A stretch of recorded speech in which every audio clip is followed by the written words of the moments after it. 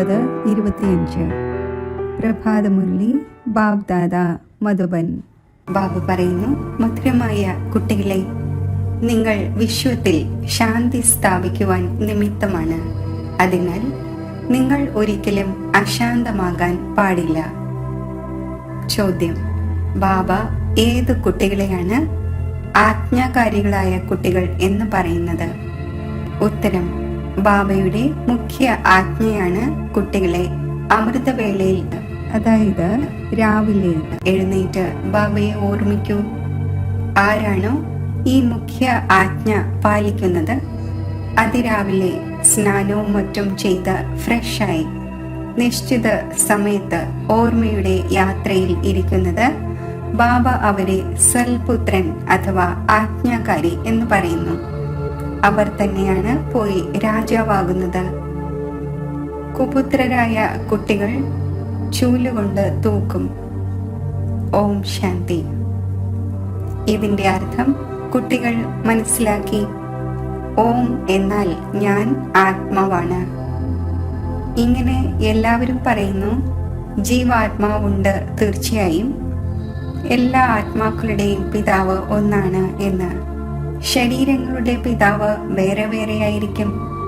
ഇതും കുട്ടികളുടെ ബുദ്ധിയിലുണ്ട്. പരിധിയുള്ള പിതാവിൽ നിന്നും പരിധിയുള്ളതും, പരിധിയില്ലാത്ത പിതാവിൽ നിന്നും പരിധിയില്ലാത്ത സമ്പത്തും ലഭിക്കുന്നു. ഇപ്പോൾ ഈ സമയം മനുഷ്യർ വിശ്വത്തിൽ ശാന്തി ഉണ്ടാകണം എന്ന് ആഗ്രഹിക്കുന്നു. ചിത്രങ്ങൾ ഉപയോഗിച്ച് മനസ്സിലാക്കിച്ചു കൊടുക്കുന്നെങ്കിൽ ശാന്തിക്ക് വേണ്ടി കലിയുഗത്തിന്റെ അന്തിമത്തിന്റെയും സത്യയുഗ ആദിയുടെയും സംഗമത്തിലേക്ക് കൊണ്ടുവരണം. ഇതാണ് സത്യയുഗം, പുതിയ ലോകം. അതിൽ ഒരു ധർമ്മം ഉണ്ടായിരിക്കുന്നു. അപ്പോൾ പവിത്രതയും ശാന്തിയും സുഖവും ഉണ്ടായിരിക്കുന്നു. അതിനെ പറയുന്നത് തന്നെ ഹെവൻ എന്നാണ്. ഇതാണെങ്കിൽ എല്ലാവരും അംഗീകരിക്കും. പുതിയ ലോകത്തിൽ സുഖം ഉണ്ടായിരിക്കും, ദുഃഖമുണ്ടാവുക സാധ്യമല്ല. ആർക്കും മനസ്സിലാക്കിച്ചു കൊടുക്കാൻ വളരെ സഹജമാണ്. ശാന്തിയുടെയും അശാന്തിയുടെയും കാര്യം ഇവിടെ വിശ്വത്തിൽ തന്നെയാണ് ഉണ്ടാകുന്നത്. അതാണെങ്കിൽ നിർവാണധാമമാണ്. അവിടെ ശാന്തിയുടെയോ അശാന്തിയുടെയോ ചോദ്യം തന്നെ ഉയരുക സാധ്യമല്ല. കുട്ടികൾ പ്രഭാഷണം ചെയ്യുമ്പോൾ ആദ്യം വിശ്വത്തിൽ ശാന്തിയുടെ കാര്യം തന്നെ എടുക്കണം. മനുഷ്യർ ശാന്തിക്ക് വേണ്ടി വളരെയധികം പ്രയത്നിക്കുന്നു.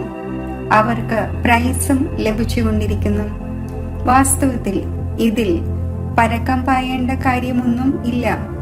ബാബ പറയുന്നു, കേവലം തന്റെ സ്വധർമ്മത്തിൽ സ്ഥിതി ചെയ്യൂ, എങ്കിൽ വികർമ്മം വിനാശമാകും. സ്വധർമ്മത്തിൽ സ്ഥിതി ചെയ്യുമെങ്കിൽ ശാന്തി ഉണ്ടാകും. നിങ്ങളാണെങ്കിൽ എവർ ശാന്തമായ ബാബയുടെ കുട്ടികളാണ്. ഈ സമ്പത്ത് ആ ഒന്നിൽ നിന്നും ലഭിക്കുന്നു. അതിനെ മോക്ഷം എന്നൊന്നും പറയില്ല. മോക്ഷമാകട്ടെ ഭഗവാന് പോലും ലഭിക്കുക സാധ്യമല്ല. ഭഗവാനും പാർട്ടിൽ തീർച്ചയായും വരണം. പറയുന്നു, കൽപ്പകൽപ്പം കൽപ്പത്തിന്റെ സംഗമയുഗത്തിൽ ഞാൻ വരുന്നു. അപ്പോൾ ഭഗവാന് പോലും മോക്ഷമില്ല. അപ്പോൾ കുട്ടികൾക്ക് പിന്നെ എങ്ങനെ മോക്ഷം നേടുവാൻ സാധിക്കും? ഈ കാര്യങ്ങൾ മുഴുവൻ ദിവസവും വിചാരസാഗര മഥനം ചെയ്യുവാനുള്ളതാണ്. ബാബയാണെങ്കിൽ കുട്ടികളായ നിങ്ങൾക്കാണ് മനസ്സിലാക്കിച്ചു തരുന്നത്. കുട്ടികളായ നിങ്ങൾക്ക് മനസ്സിലാക്കിച്ചു കൊടുക്കുന്നതിന്റെ പ്രാക്ടീസ് കൂടുതലുണ്ട്. ശിവ് ബാബ മനസ്സിലാക്കിച്ചു തരുന്നു. അപ്പോൾ ബ്രാഹ്മണരായ നിങ്ങൾ ഏവരും തന്നെയാണ് മനസ്സിലാക്കുന്നത്. വിചാരസാഗര മഥനം നിങ്ങൾക്കാണ് ചെയ്യേണ്ടത്. സേവനത്തിൽ കുട്ടികളായ നിങ്ങളാണ്. നിങ്ങൾക്കാണെങ്കിൽ വളരെയധികം മനസ്സിലാക്കിച്ചു കൊടുക്കേണ്ടതുണ്ട്. രാവും പകലും സേവനത്തിൽ ഇരിക്കുന്നു. മ്യൂസിയത്തിൽ മുഴുവൻ ദിവസവും വന്നുകൊണ്ട് തന്നെയിരിക്കും. രാത്രി 10-11 മണി വരെയും ചിലയിടങ്ങളിൽ വരുന്നുണ്ട്. രാവിലെ 4 മണി മുതലും ചിലയിടങ്ങളിൽ സേവനം ചെയ്യുവാൻ തുടങ്ങുന്നു. ഇവിടെയാണെങ്കിൽ വീടാണ്. ആഗ്രഹിക്കുമ്പോൾ ഇരിക്കുവാൻ സാധിക്കും. സെന്റേഴ്സിലാണെങ്കിൽ പുറത്തു നിന്നും ദൂരെ നിന്നും വരുന്നു. അപ്പോൾ സമയം നിശ്ചയിക്കേണ്ടി വരുന്നു. ഇവിടെയാണെങ്കിൽ ഏത് സമയത്തും കുട്ടികൾക്ക് എഴുന്നേൽക്കുവാൻ സാധിക്കും. എന്നാൽ കുട്ടികൾ രാവിലെ എഴുന്നേൽക്കുകയും ഉറക്കം തൂങ്ങുകയും ചെയ്യും വിധത്തിൽ ഇങ്ങനെയുള്ള സമയം പഠിക്കേണ്ടതില്ല. അതിനാൽ രാവിലെയുള്ള സമയം വച്ചിരിക്കുകയാണ്. സ്നാനവും മറ്റും ചെയ്ത് ഫ്രഷായി വന്നാൽ പോലും സമയത്തിന് വരുന്നില്ല എങ്കിൽ അവരെ ആജ്ഞാകാരി എന്ന് പറയുവാൻ സാധിക്കില്ല. ലൗകിക അച്ഛനും സൽപുത്രനും കുപുത്രനുമായ കുട്ടികൾ ഉണ്ടായിരിക്കുന്നുവല്ലോ. പരിധിയില്ലാത്ത ബാബയ്ക്കുമുണ്ട്. സൽപുത്രൻ പോയി രാജാവാകും, കുപുത്രൻ പോയി ചൂലുകൊണ്ട് തൂക്കും. എല്ലാം അറിയാൻ കഴിയുന്നുവല്ലോ. കൃഷ്ണ ജന്മാഷ്ടമിയെ കുറിച്ചും മനസ്സിലാക്കിച്ചു തന്നു. കൃഷ്ണന്റെ ജന്മം എപ്പോഴുണ്ടാകുന്നുവോ അപ്പോൾ സ്വർഗമാണ്. ഒരേ ഒരു രാജ്യം ഉണ്ടായിരിക്കുന്നു. വിശ്വത്തിൽ ശാന്തി ഉണ്ടായിരിക്കും. സ്വർഗത്തിൽ വളരെ കുറച്ച് മനുഷ്യരായിരിക്കും ഉണ്ടാകുന്നത്. അത് പുതിയ ലോകമാണ്. അവിടെ അശാന്തി ഉണ്ടാവുക സാധ്യമല്ല. ശാന്തി ഉള്ളത് ഒരു ധർമ്മം ഉണ്ടായിരിക്കുമ്പോഴാണ്. ആ ധർമ്മം ബാബ സ്ഥാപിക്കുന്നു. പിന്നീട് എപ്പോഴാണോ മറ്റു ധർമ്മങ്ങൾ വരുന്നത് അപ്പോൾ അശാന്തി ഉണ്ടാകുന്നു. അവിടെ ശാന്തി ഉണ്ടായിരിക്കുക തന്നെ ചെയ്യുന്നു. 16 കല സമ്പൂർണമാണല്ലോ. ചന്ദ്രനും എപ്പോഴാണോ സമ്പൂർണമാകുന്നത് അപ്പോൾ എത്ര ശോഭിക്കുന്നു. അതിനെ ഫുൾ മൂൺ എന്ന് പറയുന്നു. ത്രേതായിൽ മുക്കാൽ എന്ന് പറയും. ഖണ്ഡിതമായല്ലോ. 2 കല കുറഞ്ഞുപോയി. സമ്പൂർണ്ണ ശാന്തി സത്യയുഗത്തിലാണ് ഉണ്ടായിരിക്കുന്നത്. 25% പഴയ സൃഷ്ടിയാകുമ്പോൾ എന്തെങ്കിലുമൊക്കെ ഉരസിലുകൾ ഉണ്ടാകും. 2 കല കുറയുന്നതിലൂടെ ശോഭ കുറഞ്ഞുപോയി. സ്വർഗത്തിൽ തീർത്തും ശാന്തിയാണ്. നരകത്തിലാണെങ്കിൽ തീർത്തും അശാന്തിയാണ്. ഇത് മനുഷ്യർ വിശ്വത്തിൽ ശാന്തി ആഗ്രഹിക്കുന്ന സമയമാണ്. ഇതിനു മുമ്പ് വിശ്വത്തിൽ ശാന്തി ഉണ്ടാകണം എന്ന ശബ്ദം ഉണ്ടായിരുന്നില്ല. ഇപ്പോൾ ശബ്ദം വന്നിരിക്കുന്നു. കാരണം ഇപ്പോൾ വിശ്വത്തിൽ ശാന്തി ഉണ്ടായിക്കൊണ്ടിരിക്കുന്നു. ആത്മാവ് ആഗ്രഹിക്കുന്നു വിശ്വത്തിൽ ശാന്തി ഉണ്ടാകണം എന്ന്. മനുഷ്യരാണെങ്കിൽ ദേഹാഭിമാനത്തിൽ ആയത് കാരണം കേവലം പറഞ്ഞുകൊണ്ടിരിക്കുന്നു വിശ്വത്തിൽ ശാന്തി ഉണ്ടാകണം എന്ന്. 84 ജന്മം ഇപ്പോൾ പൂർത്തിയായി. ഇത് ബാബ തന്നെയാണ് വന്ന് മനസ്സിലാക്കിക്കുന്നത്. ബാബയെ തന്നെയാണ് ഓർമ്മിക്കുന്നത്. ആ ഒന്ന് എപ്പോഴെങ്കിലും ഏതെങ്കിലും രൂപത്തിൽ വന്ന് സ്വർഗം സ്ഥാപിക്കും. ആ ഒന്നിന്റെ നാമം തന്നെ ഹെവൻലി ഗോഡ് ഫാദർ എന്നാണ്. ഇത് ആർക്കും തന്നെ അറിയില്ല ഹെവൻ എങ്ങനെ രചിക്കുന്നു എന്ന്. ശ്രീകൃഷ്ണനാണെങ്കിൽ രചിക്കുവാൻ സാധിക്കില്ല. ശ്രീകൃഷ്ണനെ പറയുന്നത് ദേവത എന്നാണ്. മനുഷ്യർ ദേവതമാരെ നമിക്കുന്നു. അവരിൽ ദൈവിക ഗുണങ്ങളുണ്ട്. അതിനാൽ ദേവത എന്ന് പറയുന്നു. നല്ല ഗുണങ്ങളുള്ളവരെ ഇവർ ദേവതയെ പോലെയാണ് എന്ന് പറയുന്നുവല്ലോ. അടിവഴക്ക് കൂടുന്നവരെ പറയും ഇവർ അസുരനെ പോലെയാണ് എന്ന്. കുട്ടികൾക്കറിയാം നമ്മൾ പരിധിയില്ലാത്ത ഭാവിയുടെ മുന്നിൽ ഇരിക്കുന്നു. അപ്പോൾ കുട്ടികളുടെ പെരുമാറ്റം എത്ര നല്ലതാകേണ്ടതാണ്. അജ്ഞാന കാലത്തിലും ബാബ കണ്ടിട്ടുണ്ട് 6-7 കുടുംബങ്ങൾ ഒരുമിച്ച് കഴിയുന്നു. പൂർണ്ണമായും ഷീർഖണ്ഡ്, അതായത് മധുരമായ രീതിയിൽ മുന്നോട്ട് പോകുന്നു. ചിലയിടങ്ങളിലാണെങ്കിൽ വീട്ടിൽ 2 പേർ മാത്രമായിരിക്കും ഉള്ളത്. എങ്കിലും അടിയും വഴക്കും കൂടിക്കൊണ്ടിരിക്കും. നിങ്ങൾ ഈശ്വരീയ സന്താനമാണ്. വളരെ വളരെ ഷീർഖണ്ഡായി ഇരിക്കേണ്ടതാണ്. സത്യയുഗത്തിൽ ഷീർഖണ്ഡായിരിക്കുന്നു. ഇവിടെ ഷീർഖണ്ഡ് ആകുന്നത് നിങ്ങൾ പഠിക്കുന്നു. അപ്പോൾ വളരെ സ്നേഹത്തോടെ ഇരിക്കേണ്ടത് ആവശ്യമാണ്. ബാബു പറയുന്നു ഉള്ളിൽ പരിശോധിക്കും. നമ്മൾ ഏതെങ്കിലും വികർമ്മം ചെയ്തില്ലല്ലോ, ആർക്കെങ്കിലും ദുഃഖം നൽകിയില്ലല്ലോ. ഇങ്ങനെ ആരും ഇരുന്ന് സ്വയം തന്നെ പരിശോധിക്കുന്നില്ല. ഇത് വളരെയധികം വിവേകത്തിൻ്റെ കാര്യമാണ്. കുട്ടികളായ നിങ്ങൾ വിശ്വത്തിൽ ശാന്തി സ്ഥാപിക്കുന്നവരാണ്. അഥവാ വീട്ടിൽ തന്നെ അശാന്തി ഉണ്ടാക്കുന്നവരാണ് എങ്കിൽ പിന്നെ ശാന്തി എങ്ങനെ ഉണ്ടാക്കും? ലൗകിക പിതാവിന്റെ സന്താനം ശല്യം ചെയ്യുന്നുവെങ്കിൽ പറയും, ഇയാൾ മരിച്ചു പോയെങ്കിൽ. ഏതെങ്കിലും ശീലം വരുമ്പോൾ ഉറച്ചു പോകുന്നു. ഈ വിവേകം ഉണ്ടായിരിക്കുന്നില്ല. നമ്മൾ പരിധിയില്ലാത്ത ബാബയുടെ കുട്ടികളാണ്. നമുക്ക് വിശ്വത്തിൽ ശാന്തി സ്ഥാപിക്കേണ്ടതുണ്ട് എന്ന്. ശിവ് ബാബയുടെ കുട്ടികളാണ്. അഥവാ അശാന്തമാകുന്നു എങ്കിൽ ശിവ് ബാബയുടെ സമീപം വരൂ. ആ ഒന്ന് വജ്രമാണ്. ആ ഒന്ന് ഉടൻ നിങ്ങൾക്ക് യുക്തി പറഞ്ഞു തരും, ഇങ്ങനെ ശാന്തി ഉണ്ടാകാൻ സാധിക്കും എന്ന്. ശാന്തിക്കുള്ള ക്രമീകരണങ്ങൾ നൽകും. പെരുമാറ്റം ദൈവിക കുലത്തിലേതുപോലെ അല്ലാത്ത ധാരാളം പേരുണ്ട്. നിങ്ങൾ ഇപ്പോൾ തയ്യാറാകുന്നു പുഷ്പങ്ങളുടെ ലോകത്തിലേക്ക് പോകുന്നതിനായി. ഇത് മോശമായ ലോകമാണ്, വേശ്യാലയമാണ്. ഇതിനോട് വെറുപ്പ് വരുന്നു. വിശ്വത്തിൽ ശാന്തി ഉണ്ടായിരിക്കുന്നത് പുതിയ ലോകത്തിലാണ്. സംഗമത്തിൽ ഉണ്ടാവുക സാധ്യമല്ല. ഇവിടെ ശാന്തമാകുന്നതിന്റെ പുരുഷാർത്ഥം ചെയ്യുന്നു. പൂർണ്ണമായും പുരുഷാർത്ഥം ചെയ്യുന്നില്ല എങ്കിൽ പിന്നെ ശിക്ഷകൾ അനുഭവിക്കേണ്ടി വരുന്നു. എന്റെ കൂടെ ധർമ്മരാജൻ ഉണ്ടല്ലോ. എപ്പോഴാണോ കണക്കുകൾ സമാപ്തമാക്കുവാനുള്ള സമയം വന്നു ചേരുന്നത്, അപ്പോൾ നല്ലവണ്ണം അടികൊള്ളും. കർമ്മത്തിനുള്ള ഭോഗ് തീർച്ചയായും ഉണ്ടായിരിക്കുന്നു. രോഗം ഉണ്ടാകുന്നു, അതും കർമ്മഭോഗമാണല്ലോ. ബാബയ്ക്കും ഉപരിയായി ആരും തന്നെയില്ല. മനസ്സിലാക്കിക്കുന്നു കുട്ടികളെ, പുഷ്പമായി മാറൂ, എങ്കിൽ ഉയർന്ന പദവി നേടും. ഇല്ലെങ്കിൽ ഒരു നേട്ടവുമില്ല. ആരെയാണോ പകുതി കൽപ്പം ഓർമ്മിച്ചത്, ആ ഭഗവാനായ ബാബയിൽ നിന്നും സമ്പത്ത് എടുക്കുന്നില്ല എങ്കിൽ കുട്ടികൾ എന്തിനു കൊള്ളാം? പക്ഷേ ഡ്രാമ അനുസരിച്ച് ഇതും തീർച്ചയായും ഉണ്ടാകണം.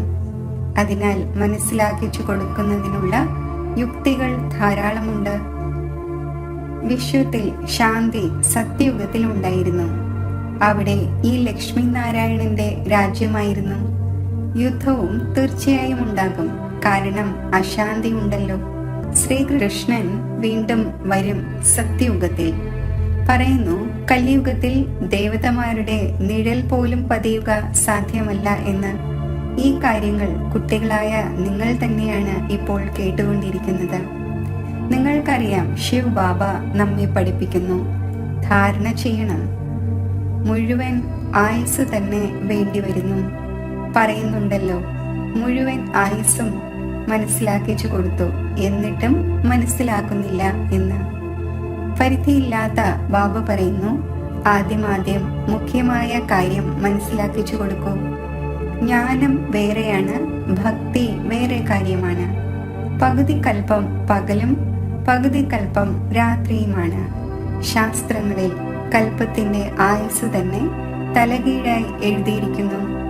അപ്പോൾ പകുതിയും ആവുക സാധ്യമല്ല. നിങ്ങളിലും ആരെങ്കിലും ശാസ്ത്രങ്ങളോ മറ്റോ പഠിച്ചിട്ടില്ല എങ്കിൽ നല്ലതാണ്. പഠിച്ചിട്ടുള്ളവരാണെങ്കിൽ സംശയമുയർത്തും, ചോദ്യം ചോദിച്ചുകൊണ്ടിരിക്കും. വാസ്തവത്തിൽ എപ്പോഴാണ് വാനപ്രസ്ഥ അവസ്ഥ ഉണ്ടാകുന്നത്, അപ്പോൾ ഭഗവാനെ ഓർമ്മിക്കുന്നു, ആരുടെയെങ്കിലും മതത്തിലൂടെ. പിന്നെ ഗുരുവിനെ പോലെ പഠിപ്പിക്കും. ഭക്തിയിലും പഠിപ്പിക്കുന്നു. ഭക്തി പഠിപ്പിക്കാത്ത ആരും തന്നെയില്ല. അവരിൽ ഭക്തിയുടെ ശക്തിയുണ്ട്. അതിനാലാണ് ഇത്രയും ഫോളോവേഴ്സ് ഉണ്ടാകുന്നത്. ഫോളോവേഴ്സിനെ ഭക്തനെന്നും പൂജാരി എന്നും പറയും. ഇവിടെ എല്ലാവരും പൂജാരിയാണ്. അവിടെ പൂജാരിയൊന്നും ഉണ്ടായിരിക്കുന്നില്ല. ഭഗവാൻ ഒരിക്കലും പൂജാരി ആകുന്നില്ല. അനേകം പോയിന്റ്സ് മനസ്സിലാക്കിച്ചു തരുന്നു. പതുക്കെ കുട്ടികളായ നിങ്ങളിലും മനസ്സിലാക്കിച്ചു കൊടുക്കുന്നതിന്റെ ശക്തി വന്നുകൊണ്ടിരിക്കും. കൃഷ്ണൻ വരികയാണ്. സത്യയുഗത്തിൽ തീർച്ചയായും കൃഷ്ണൻ ഉണ്ടാകും. ഇല്ലെങ്കിൽ വേൾഡിന്റെ ഹിസ്റ്ററിയും ജോഗ്രഫിയും എങ്ങനെ റിപ്പീറ്റ് ആകും? കൃഷ്ണൻ ഒരാൾ മാത്രമായിരിക്കുകയില്ല. യഥാ രാജാറാണി തഥാ പ്രജയും ഉണ്ടായിരിക്കുമല്ലോ. ഇതിലും വിവേകത്തിന്റെ കാര്യമാണ്. കുട്ടികളായ നിങ്ങൾ മനസ്സിലാക്കുന്നുണ്ട്, നമ്മൾ ബാബയുടെ കുട്ടികളാണ്. ബാബ സമ്പത്ത് നൽകുന്നതിനായി വന്നിരിക്കുന്നു. സ്വർഗത്തിലാണെങ്കിൽ എല്ലാവരും വരില്ല. ത്രേതായിലും എല്ലാവരും വരിക സാധ്യമല്ല. വൃക്ഷം പതുക്കെ പതുക്കെ അഭിവൃദ്ധി പ്രാപിച്ചുകൊണ്ടിരിക്കുന്നു. മനുഷ്യ സൃഷ്ടി വൃക്ഷമാണ്. അവിടെയുള്ളത് ആത്മാക്കളുടെ വൃക്ഷമാണ്. ഇവിടെ ബ്രഹ്മാവിലൂടെ സ്ഥാപന, പിന്നെ ശങ്കറിലൂടെ വിനാശം, പിന്നീട് പാലന. ഈ വാക്കും നിയമാനുസൃതം പറയേണ്ടതാണ്. കുട്ടികളുടെ ബുദ്ധിയിൽ ഈ ലഹരിയുണ്ട്. ഈ സൃഷ്ടിയുടെ ചക്രം എങ്ങനെ തിരിയുന്നു, രചന എങ്ങനെ ഉണ്ടാകുന്നു. ഇപ്പോൾ പുതിയതും ചെറിയതുമായ രചനയാണല്ലോ. ഇത് തലകുത്തി മറിച്ചിൽ പോലെയാണ്. ആദ്യം ശൂദ്രനാണ് അനേകം, പിന്നീട് ബാബ വന്ന് രചന രചിക്കുന്നു. ബ്രാഹ്മണരുടെ രചന ബ്രഹ്മാവിലൂടെ രചിക്കുന്നു.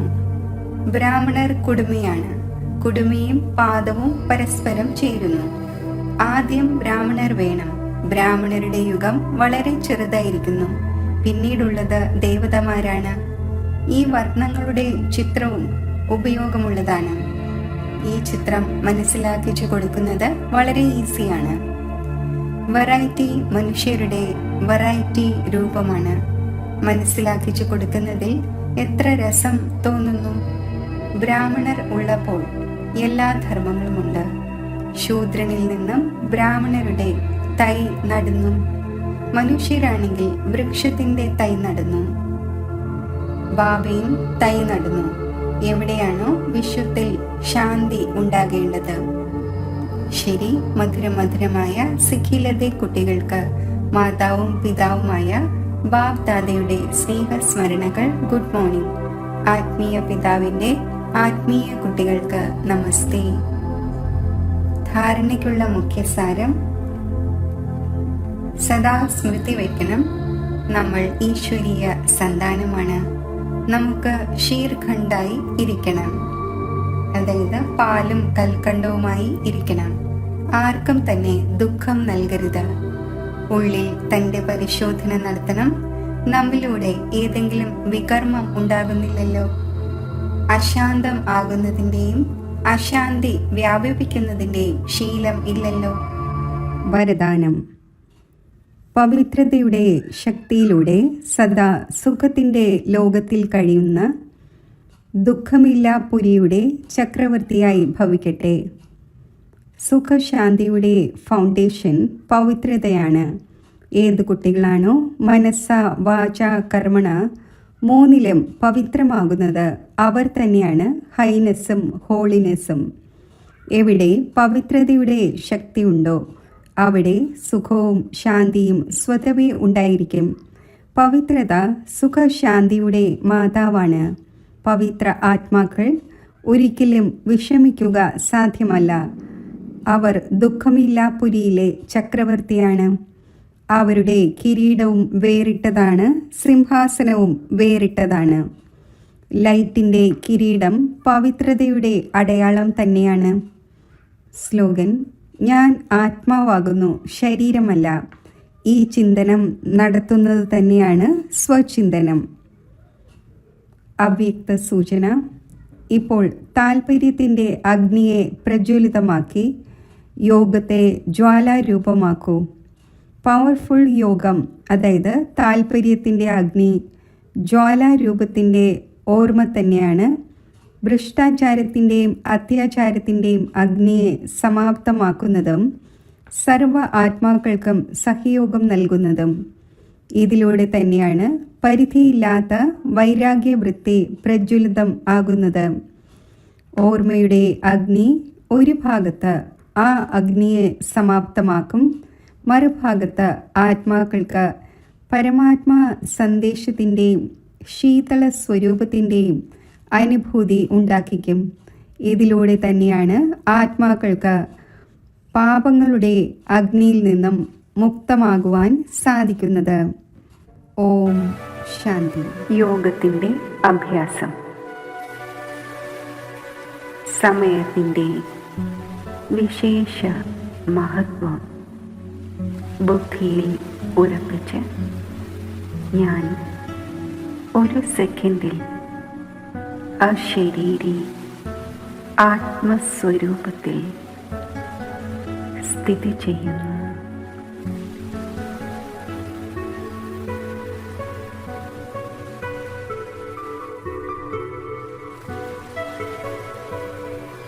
ഈ ശക്തിശാലി അശരീരി അവസ്ഥയിൽ ഞാൻ ശബ്ദത്തിനുപരി വേറിട്ട അവസ്ഥ അനുഭവിക്കുന്നു.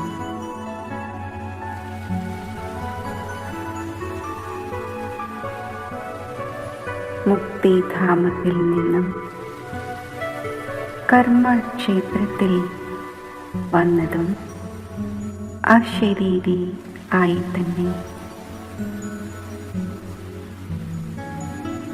സദ്ഗുരുവായ ബാബയോടൊപ്പം മുക്തിധാമത്തിലേക്ക് ഈ കൽപ്പാന്ത്യത്തിൽ മടങ്ങേണ്ടതും അശരീരി ആയി തന്നെ.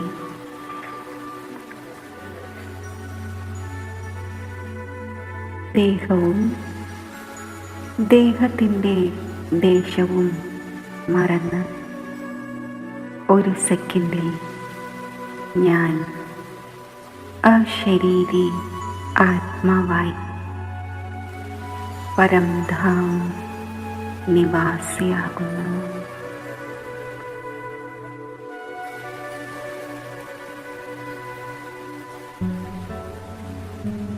ഓൾമൈറ്റി അതോറിറ്റിയായ ബാബയുടെ ഏകസ്മൃതിയിൽ യോഗയുക്തമായി ഞാൻ സ്ഥിതി ചെയ്യുന്നു.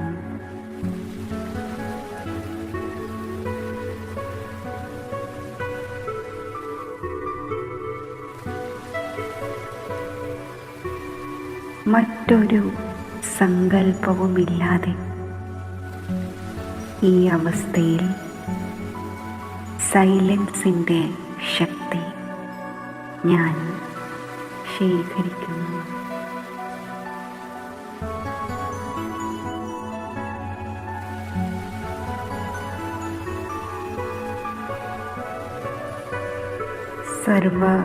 സർവബന്ധനമുക്ത സ്ഥിതി ഞാൻ അനുഭവിക്കുന്നു.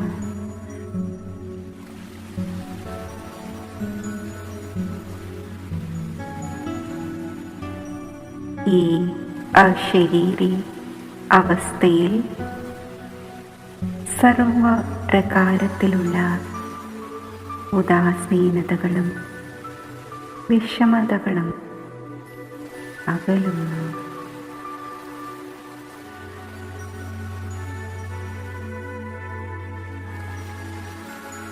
പരമാത്മാസ്മൃതിയിൽ എൻ്റെ മനസ്സ് യോജിച്ചിരിക്കുന്നു.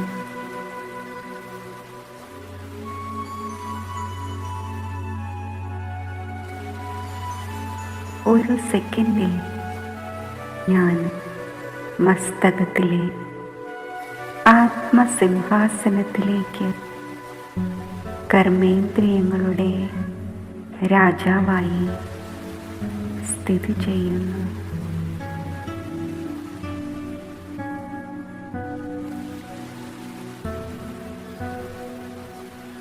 ഈ ശക്തിശാലി സ്ഥിതിയിൽ പ്രഭു പ്രീതിയുടെ ആത്മീയ ഈണത്തിൽ ഇരിക്കുമ്പോൾ എൻ്റെ മനസ്സ് സന്തോഷത്താൽ നൃത്തമാടുന്നു.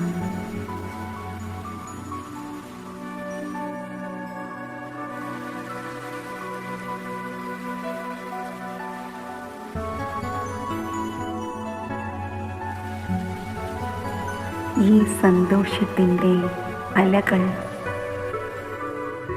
ഞാൻ മുഴുവൻ വിശ്വത്തിലേക്കും വ്യാപിപ്പിക്കുന്നു.